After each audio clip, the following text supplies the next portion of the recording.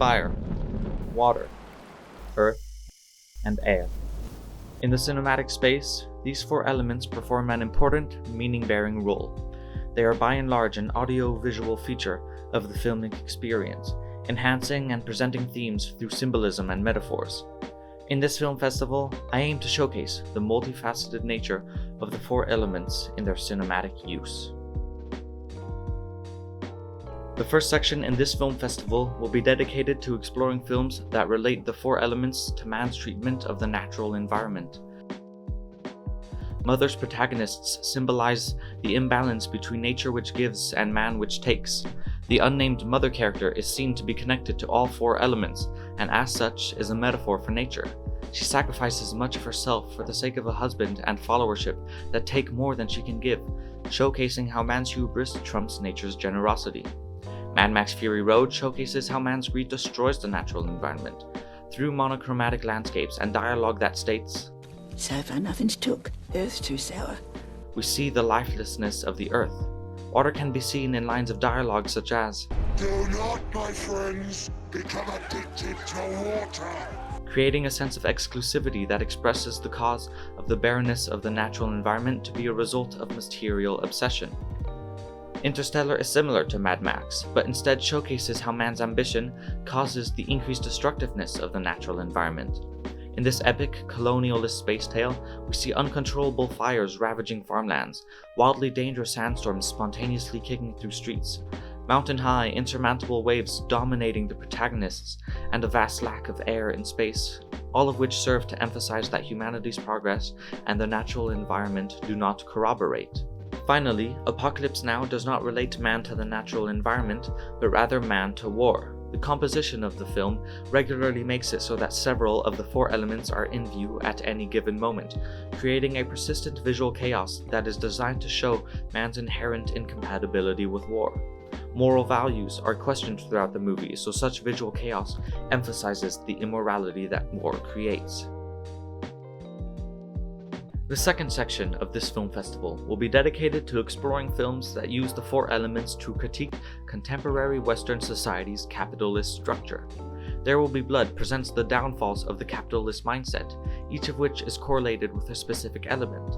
The breaking down of familial bonds is correlated with the fire that catalyzed the bitter anger in the father-son relationship.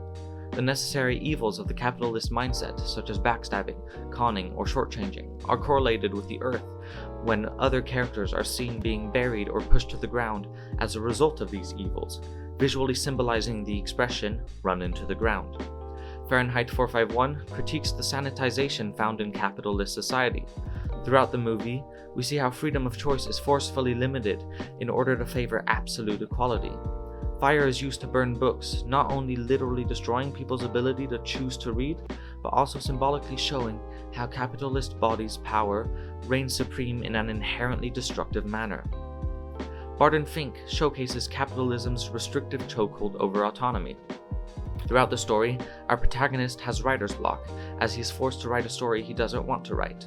To escape this, he regularly looks up at a picture of a beach and hears the sound of the ocean, granting him fleeting moments of imaginative autonomy. However, much like the tide that must pull away from the bank, the protagonist must return to a reality that does not allow such freedoms. The Shape of Water compares the pursuit of passion with the pursuit of capitalist ideals.